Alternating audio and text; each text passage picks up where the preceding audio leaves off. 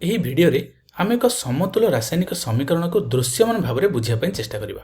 ତେବେ ସେଥିପାଇଁ ମୁଁ ଏକ ରାସାୟନିକ ସମୀକରଣଟିଏ ନେଉଛି, ଯାହାକି ଏଇଠି ଲକ୍ଷ୍ୟ କରିପାରୁଥିବ C2H4 plus O2 give rise to CO2 plus H2O। ତେବେ ବର୍ତ୍ତମାନ ପାରମାଣବିକ ସ୍ତରରେ ଏହି C2H4, O2, CO2 ଏବଂ H2O କିପରି ଦେଖାଯାଇଥାଏ ତାହାକୁ ଆମେ ଏଇଠି ଅଙ୍କନ କରିବା ଏବଂ ବୁଝିବା ପାଇଁ ଚେଷ୍ଟା କରିବା।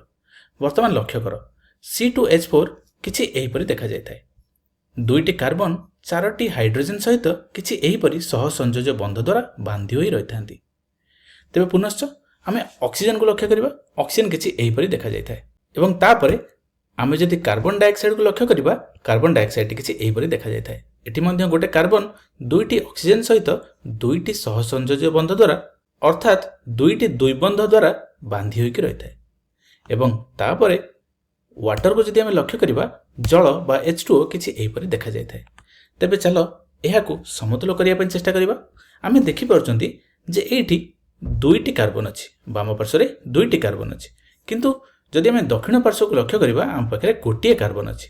ତେଣୁ ଦକ୍ଷିଣ ପାର୍ଶ୍ୱରେ ଦୁଇଟି କାର୍ବନ ପାଇଁ ଆମେ ଆଉ ଏକ କାର୍ବନ ଡାଇଅକ୍ସାଇଡକୁ ଲେଖିବା।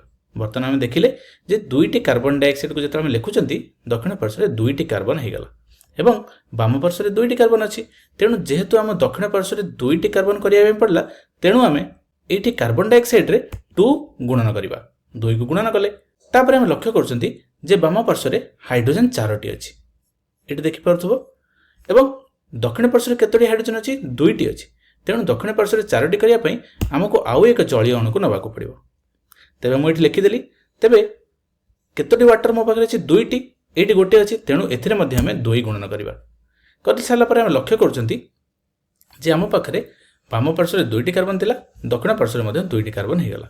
ବାମ ପାର୍ଶ୍ୱରେ 4ଟି ହାଇଡ୍ରୋଜେନ ଥିଲା, ଦକ୍ଷିଣ ପାର୍ଶ୍ୱରେ ମଧ୍ୟ 4ଟି ହାଇଡ୍ରୋଜେନ ହେଇଗଲା ଏବଂ ବାମ ପାର୍ଶ୍ୱରେ 2ଟି ଅକ୍ସିଜେନ ଥିଲା ଏବଂ ଦକ୍ଷିଣ ପାର୍ଶ୍ୱରେ 2ଟି ଅକ୍ସିଜେନ ହେଇଗଲା। କିନ୍ତୁ ନା, ଏଇଠି 2ଟି ଅକ୍ସିଜେନ ଅଛି, କିନ୍ତୁ କାର୍ବନ ଡାଇଅକ୍ସାଇଡକୁ ଯଦି ଆମେ ଲକ୍ଷ୍ୟ କରିବା, ଏଠି 4ଟି ଅକ୍ସିଜେନ ଅଛି। ତ ଟୋଟାଲ ଆମ ପାଖରେ କେତୋଟି ଅକ୍ସିଜେନ ଅଛି? 6ଟି ଅକ୍ସିଜେନ ଦକ୍ଷିଣ ପାର୍ଶ୍ୱରେ ଅଛି, କିନ୍ତୁ ବାମ ପାର୍ଶ୍ୱରେ 2ଟି ଅଛି। ତେଣୁ ଆମେ ବାମ ପାର୍ଶ୍ୱରେ ଆଉ 2ଟି ଅକ୍ସିଜେନର ଅଣୁକୁ ଏମିତି ଅଙ୍କନ କରିବା।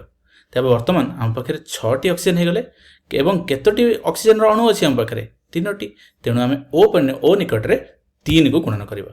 ବର୍ତ୍ତମାନ ଏହା କରିବା ଦ୍ୱାରା ଆମେ ଏକ ସମତୁଲ ରାସାୟନିକ ସମୀକରଣ ପାଇଗଲେ, ଯାହାକି ପାରମାଣବିକ ସ୍ତରରେ କିଛି ଏହିପରି ଦେଖାଯାଇଥାଏ।